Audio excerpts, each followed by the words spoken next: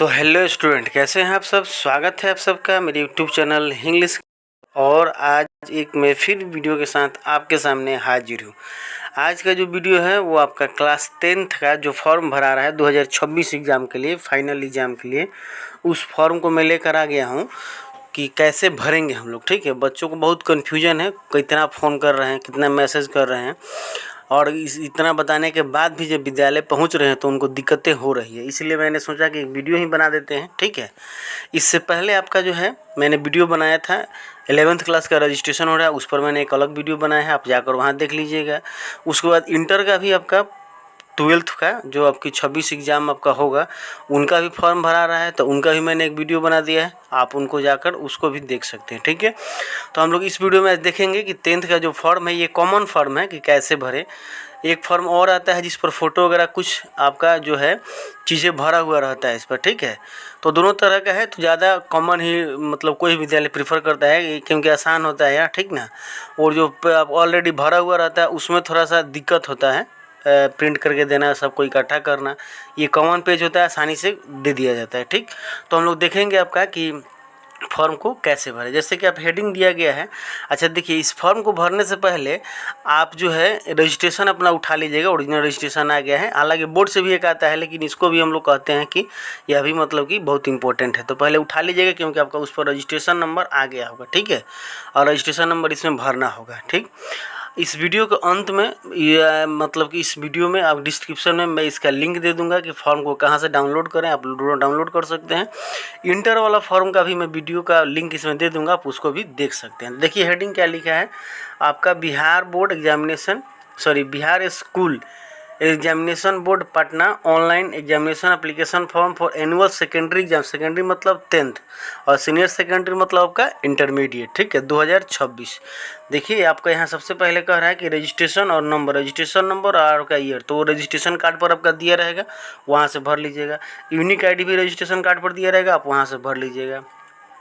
Student मतलब इसमें आपको क्या लगना है, तो रेगुलर में टिक लगाना है। जो बिटरमेंट का एग्जाम दे रहे हैं बिटरमेंट में टिक आपका टिक लगाएंगे। कंपार्टमेंट का दे रहे हैं कंपार्टमेंट में टिक लगाएंगे। एक्स स्टूडेंट है मतलब दोबारा एग्जाम दे रहे हैं तो इसमें टिक लगाएंगे। ऐसे जनरली सब लोग रेगुलर ही होते हैं।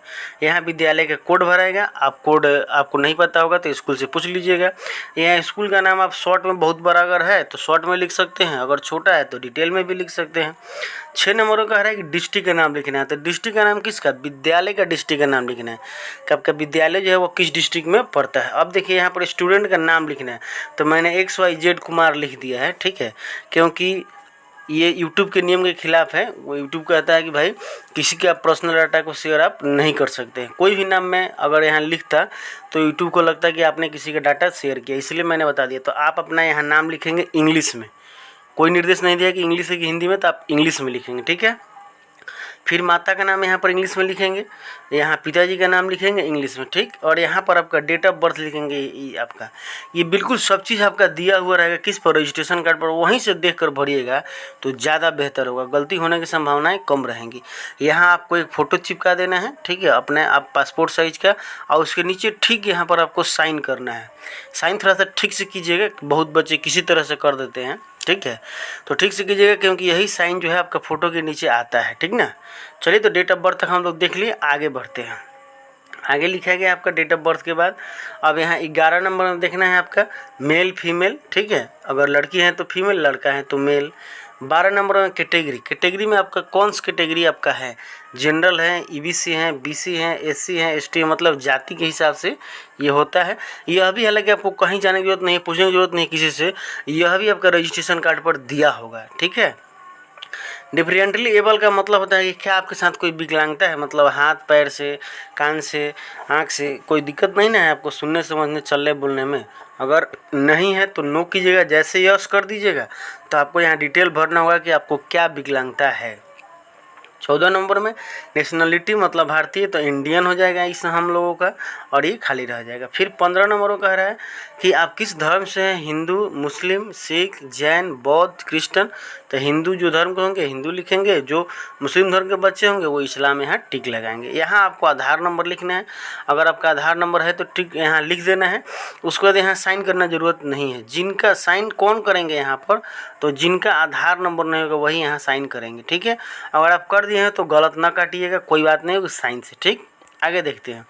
18 नंबर कह रहा है कि area in the institution situated, आपका स्कूल जो है वो किस क्षेत्र में पड़ता है। रूरल मतलब क्या, देहात क्षेत्र में है, या आपका अर्बन मतलब मार्केट मतलब कि शहर में है। ठीक है, तो जनरली आपका रूरल ही होगा।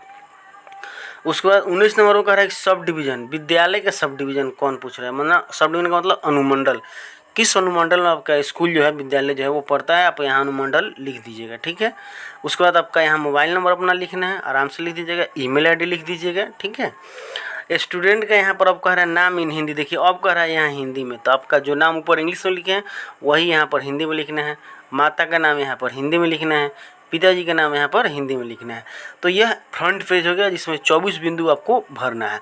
अब चलते हैं बैक पेज पर। ठीक है, देखते हैं उसमें क्या भरना है। तो देखिए ये आ गया आपका बैक पेज। अब इसमें 25 नंबर में कह रहा है आपका कि स्टूडेंट्स एड्रेस इन इंग्लिश। इस आपका एड्रेस देखिए जगह थोड़ा सा दिया है, इसलिए बहुत बड़ा एड्रेस है तो विलेज पोस्ट ये सब मत लिखिएगा, डायरेक्ट गाँव का नाम कॉमा थाना कॉमा ये आपका ग्राम का नाम, मतलब उसके बाद आपका पोस्ट कॉमा कॉमा थाना कॉमा जिला डायरेक्ट लिखिएगा। अगर इतना ना लिखेंगे तो गांव और थाना और जिला डायरेक्ट कॉमा देकर लिख दीजिएगा। ठीक है, क्योंकि जगह कम है।